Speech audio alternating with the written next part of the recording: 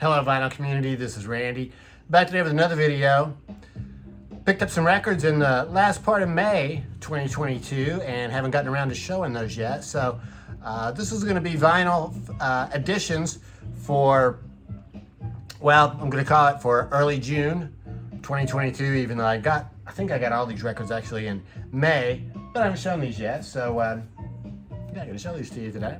The first one I have to show you is Volume 42 in the Dave's Picks subscription series. Dave Lemieux, the archivist for the Grateful Dead, chooses these shows, I'm sure with input from band and other people. And they put out 4 a year, so this is number 42. This was recorded live at Winterland in San Francisco on February 23rd, 1974. This is the version of the band. It's a three CD set. This is the version of the band with Keith Godshaw playing keyboards and his wife, Donna Jean Godshaw, singing backup vocals. 1974, February 74. This is just before the Wall of Sound was completed. And I think they just returned to San Francisco after touring for a while, so they were glad to be home. Phil, the bass player, actually says between songs at one point, it's good to be home. Or feels like home, maybe is what he says. And yeah, so Winterland for this one, and highlights for me on this one would probably be the other one on disc 3. They play that for about 15 minutes before Bob ever starts singing the first verse. It's fantastic jam song. Comes with this booklet. Sort of tells about the show that night, where the band was in their career, some details about the recording, stuff like that. So, let's picture Jerry without a beard. And in the subscription series, they always include a bonus disc every year. It comes out with the second disc, second show of the year. So this is from the night before at Winterland. They were playing a 3-night stand at Winterland. So this is from February 22nd. And so this is just part of the show from the 22nd. I would say the highlight for me on this one is the playing in the band. Lasts for about 21 minutes. Sounds fantastic. So yeah, bonus disc. That's what the actual disc looks like. Very cool artwork. This kind of reminds me of that, if you've ever seen the Grateful Dead movie, there's an animated part at the beginning of it that, well, kind of reminds me of that. I picked up this album based strictly on the band's name. It's the best band name I've ever heard before, the Jastronauts. So I saw this on Plaid Room Records. They do their weekly new releases. This is a 4-man jazz band from Staten Island, New York. Here's the track listing. I think these are all originals on here. So it's Al Pantaleo on drums, Josh Glazer on trumpet. Josh produced the album, and I think it looks like he had a hand in writing all the songs anyway. And then Pat Novak on guitar with one bass player, Niall Sullivan, on tracks 1 to 3, and Rory Marola playing bass on tracks 4 through 11. So this is instrumental jazz or jazz fusion, just kind of jammy sounding. I would compare it to the Delvin Lamar organ trio. It has sort of that same sound. It's sort of a laid back, jammy type jazz. So this is a translucent red vinyl. Looks kind of opaque here, but it really is translucent, and it's a nice looking record. That's on New Tone Records, New Tone Recordings, the Jastronauts, Out of the Night. So it's a new release. Got this other new release by Pinhead Gunpowder, Goodbye Elston Avenue. Pinhead Gunpowder was a band I'd never heard of before, but I got an email from, was it Nonsense Records? Or no, I guess it's 1234 Go Records in Oakland, California. They re-released this. This was originally released in 1993. And I guess the main thing about this band is it's the guitar player from Green Day, Billy, gosh, what is his last name? The guy from Green Day. So I guess he was playing in this band at the same time. I'd never really heard of him before. And the drummer, I guess, is the main guy on this. The drummer wrote the songs, even though Billy Joe Armstrong, I think is his name. And he does the singing on it. But the songs, I think, are all written by the drummer. And it sounds like, well, to me, it sounds a lot like Green Day. It sounds like early 90s punk rock. So it sounds very cool. It comes with this booklet with the words. Cool looking booklet. And this is on very cool looking split black and blue vinyl. It's 45 RPM. It's clearly marked on the label that it's 45 RPM, which is nice. So yeah, early 90s punk. So yeah, sounds, like I say, kind of like Green Day. I haven't listened to that too much yet. Could listen to it some more. They re-released a single at the same time. So I went ahead and got this with it. Figured why not. So this is called At Your Funeral. And yeah, I guess on the words of this one, the guy's singing about how, what does he say? I'll pass out cigars, bring a big old cake and a keg. I can hardly wait. So it sounds like he's celebrating the funeral. There's a picture of the band. There's the words to the song. This one. Cool. Cool looking jacket. That's the back of it. This one is also on colored vinyl, split yellow and orange. So, yeah. Very cool. Pinhead Gunpowder. I'm not familiar with that band before. Black Keys have put out a new album, Dropout Boogie. So this was recorded here in Nashville at Easy Eye Sound. Just two people, but they've got several other people working with them on this record. They list those people here. So I think there was a guy playing keyboards, and there's a backup singer. Billy Gibbons from ZZ Top plays on one song, the last song on side one, called Good Love. So this sounds like classic Black Keys, called straight ahead rock and roll, you know, basically based around the guitar and drums.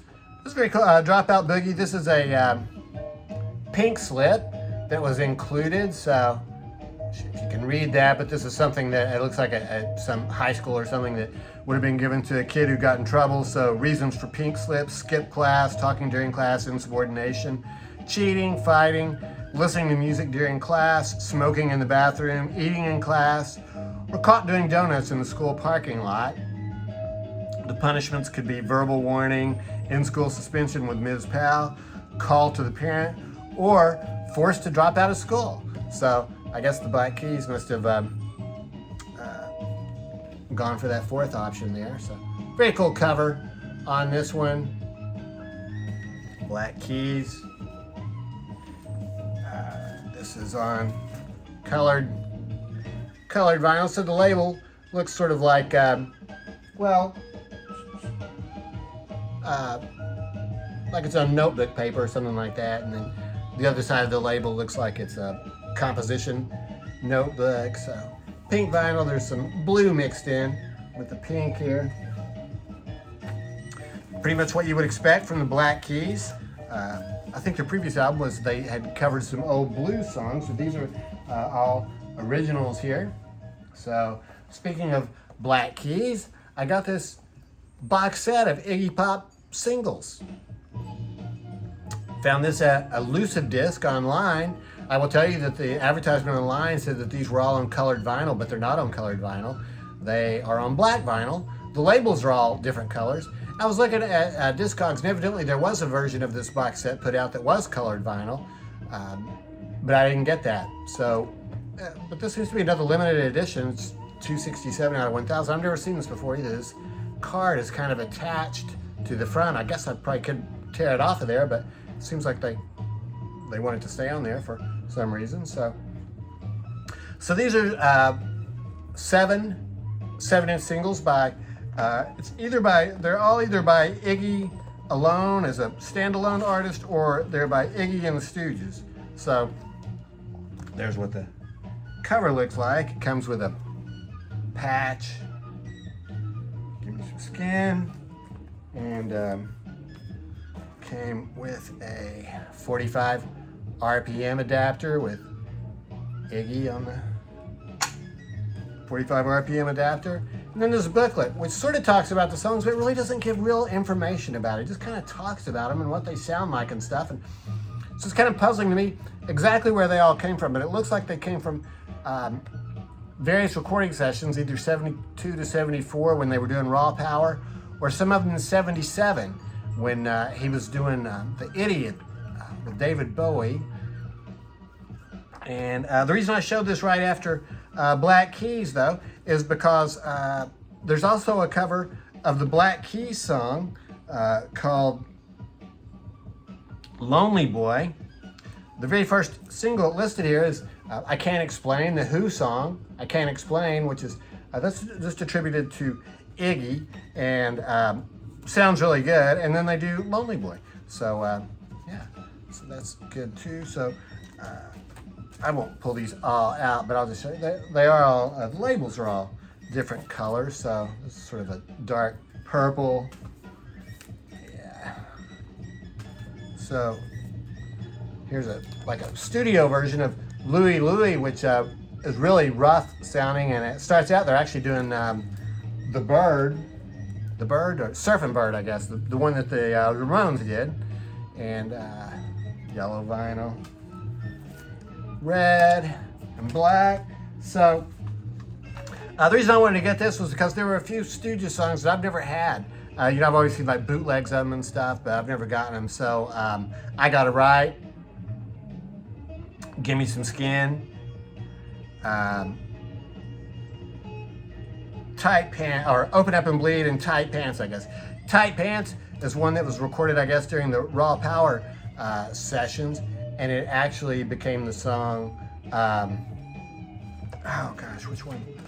Let me see. It became,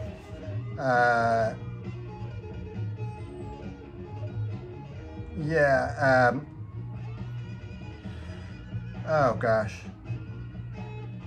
Oh yeah, Shake Appeal. So it became Shake Appeal on the Raw Power. So it does sound very much the same, but completely different words.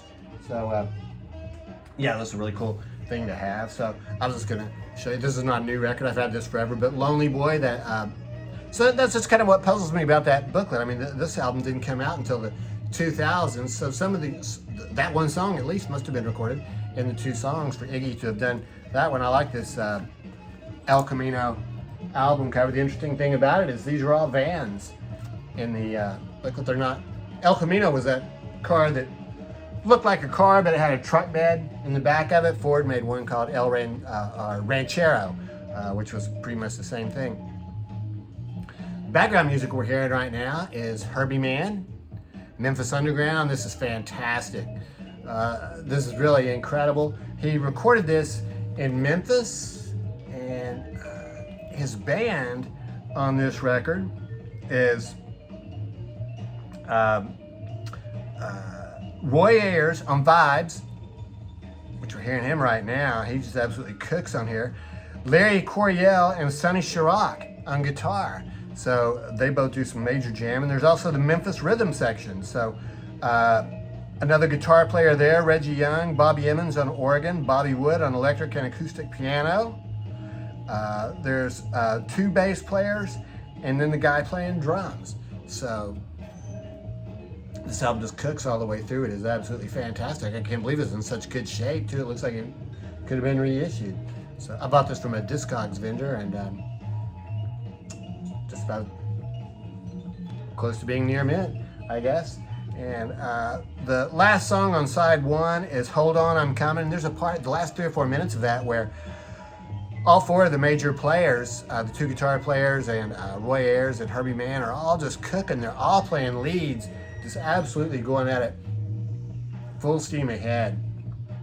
So this is really cool. Herbie Mann, Memphis Underground. This is what we're hearing right now, is Hold On, I'm Coming. And the only other thing I wanted to mention is on the back of this, you can see that Herbie is playing without a shirt on. You know, there's that famous album cover of Herbie. I don't know what the name of the album is, but Herbie's there without a shirt on, and I see that everybody else in the studio is wearing shirts, but I guess Herbie must have been really sensitive to heat or something. So anyway, I got this reissue of Bob Dylan's Highway 61 Revisited. So I think this is the second album that he started, where he started using electric instruments on it, and I think this is his sixth album overall, fifth or sixth album overall. And heard a motorcycle go by out there. I've got my windows open today. It's really nice here in Nashville. Yeah, a lot of liner notes here on the back. They're all written by Bob, and kind of hippie-ish nonsense type stuff. But some of it's kind of interesting though, because for instance here, he mentions something about a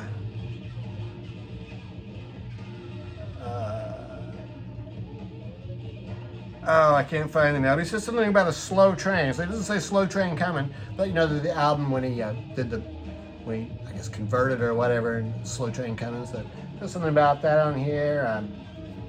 Some other people playing on this. Mike Bloomfield plays guitar on this. And a big reason I was really interested in getting this record was it's almost like a Grateful Dead cover album. It starts out with Like a Rolling Stone, which the Grateful Dead never did that one, but they did It Takes a Lot to Laugh, Takes a Train to Cry, Ballad of a Thin Man, Queen Jane Approximately, and Just Like Tom Thumb's Blues, and Desolation Row. So an interesting thing about Desolation Row is that Bob Ware would sing that for the Grateful Dead. He would mess up the words for any number of their own songs, but he could remember all, 25 or 30 verses or whatever it is of Desolation Row. That song is 10 minutes long, 11 minutes long. So, Highway 61 Revisited, it's a classic Columbia label. And the last one I have to show you was another reissue, John Coltrane, My Favorite Things. I've seen several people showing this one too. So this is the first Coltrane album I ever got. I got the CD probably in the early 90s. I've never had it on vinyl before, so I was glad they reissued it. It was by Rhino Records, and they it's two records. It's not a gatefold. It doesn't open up. So John plays soprano sax on two of the songs on here, and then tenor sax on the other two songs. So they're all jazz standards. My Favorite Things, Summertime, But Not For Me, and Every Time We Say Goodbye. So they all sound excellent. And yeah, it came in mono and stereo. So sides 1 and 2 are mono. Sides 3 and 4 are the stereo versions. So these are just the inner sleeves with the record in there. And that's what it looks like. Blue and green for stereo. And then I think these were the Atlantic, sort of their standard for stereo and mono. Mono is red and purple. And then it also came with this. This is just a card. I guess you could frame this if you wanted to.